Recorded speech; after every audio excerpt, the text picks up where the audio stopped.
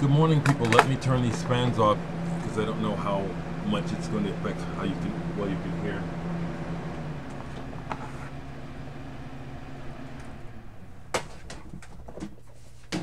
Good morning. It is Thursday, the 20th of July, and it is 8:48 in the morning. And how hot is it already? 81 degrees already here.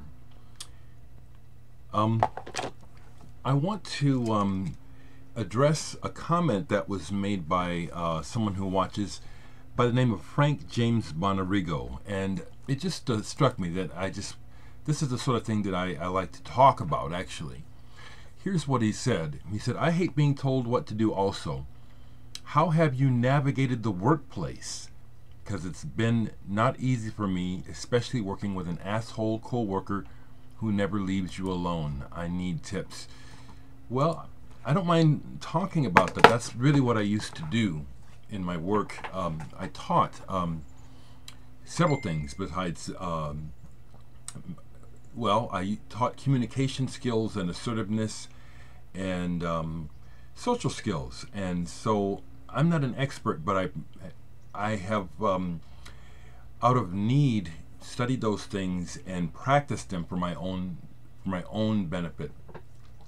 The first thing that I want to say, Frank, is that, and just stay with me, okay, because I might get a little wordy. The first thing I want to point out is something that I don't see adults doing on a regular basis is speaking to one another using assertiveness, okay? Look the word up, but basically assertiveness is saying exactly what you mean directly, using I statements and being clear in your intentions. A lot of what goes on in communication between adults that I experience and watch is that people don't use I statements. They say you a lot. People make a lot of assumptions, which, again, if you've heard the old saying, assume and you make an ass out of you and me, the way you break it down and spell it. Most often this is true. When we make assumptions about what's going down but without getting information, then we usually cause a ruckus. So that leads me to the coworker. You know, it can be difficult in establishing boundaries, but unless I or you attempt to establish the boundary, it will never happen.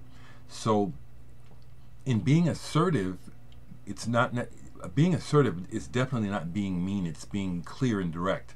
So some examples of things that I say to people, it's like, this just actually happened a few nights ago over at a friend's art gallery. Another artist came in who people just allow this person to just run. They're the sort of person that once they start talking, they don't stop. And they give you advice whether you ask for it or not. And everything you say, they've got an answer for. And this was only my second time around this person. And I said, this isn't fun. And so I brought it up. And I said, excuse me, since you've been here, have me or this other person, have we really said much of anything?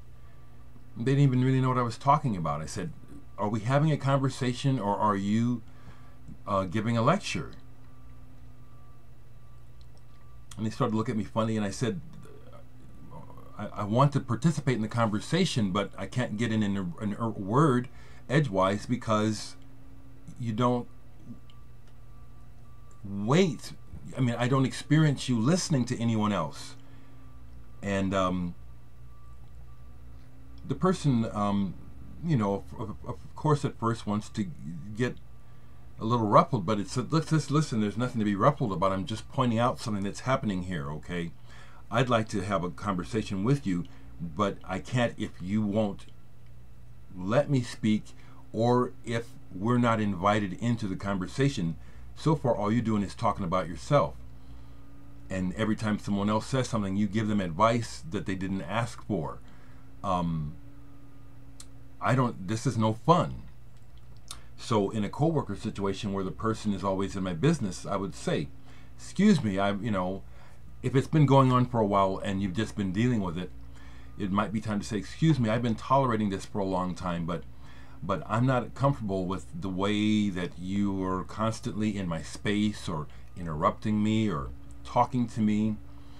And I'm just bringing it up because, you know, it's been a problem for me, and I'd like for us to get along better. I'd like for things to be better between us. So I think, you know, it's time to talk about it, or I'm just letting you know. And depending on how they come back, the bottom line is you're speaking for yourself. I'm just saying that what's been happening between us, I'm not comfortable with. I don't enjoy, I don't appreciate. It seems like you overstep your bounds with me. I'm telling you, and maybe I'll give an example of what it is that I don't like in our exchanges. I'm asking, please, for a little more understanding and respect for my space here. And if you meet, as we often do with people who don't think clearly and immediately become defensive, you know, go to your supervisor, you know. But stay clear, you know. The thing that I end up doing a lot is telling people this is not about criticism or a judgment. I'm trying to state something that I need if we're going to be hanging out or if we're going to work together. This is what I need. I'm not trying to change you.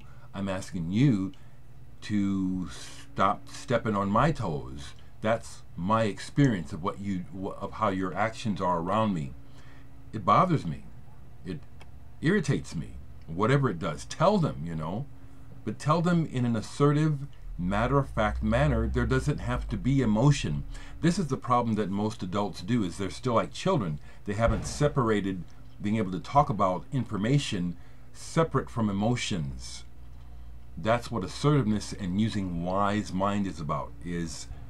We'll speak about the information and the facts. We won't deal with the emotions. That clouds everything. I hope that helps.